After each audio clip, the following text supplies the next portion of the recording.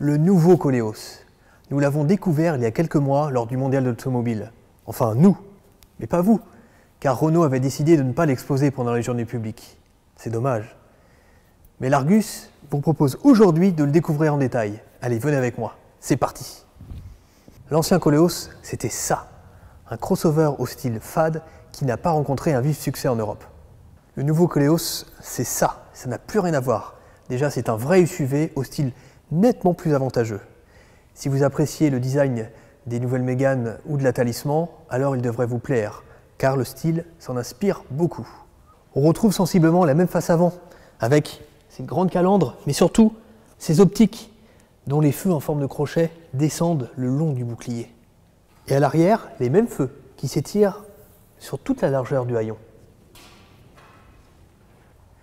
Le Koleos repose sur la même base technique que son cousin de chez Nissan, le X-Trail.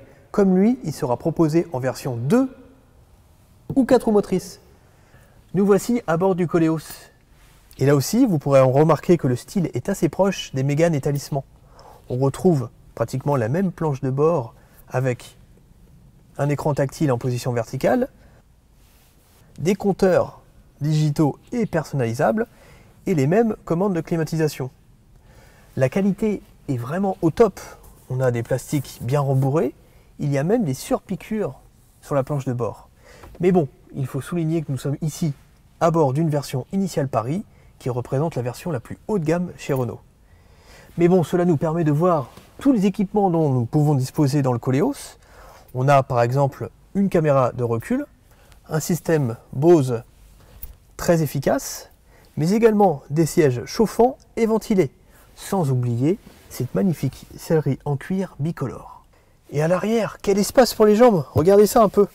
En plus, la banquette est confortable et elle peut même être chauffante. Par contre, il y a une chose qui risque de ne pas plaire aux familles nombreuses. Car dans le Koleos, il n'y a que 5 places. Et il n'est pas prévu de version à 7 places comme dans le Nissan X-Trail ou le futur Peugeot 5008.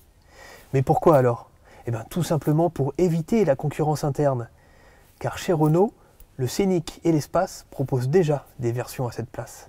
Mais bon, il y a quand même un point positif. Venez voir avec moi. Ce que le Koleos perd en nombre de passagers et le gagne en volume de chargement. Hop. Regardez un peu.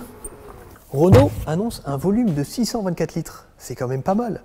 Et la modularité n'a pas été oubliée.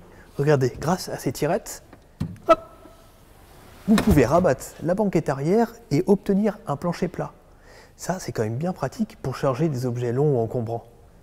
Il va falloir se montrer encore un peu patient avant de passer commande. Le nouveau Koleos ne sera pas disponible à la vente avant juin 2017. Il arrivera sur un marché en plein boom où les nouveautés se bousculent. Skoda Kodiaq, Nissan X-Trail, mais aussi le futur Peugeot 5008 ou encore le Volkswagen Tiguan XL. Autant de concurrents auxquels devra faire face ce nouveau Koleos. Nous, on a vraiment hâte de l'essayer et nous vous donnons rendez-vous au printemps prochain pour découvrir nos premières impressions. Allez, à bientôt sur l'Argus.fr. Ciao!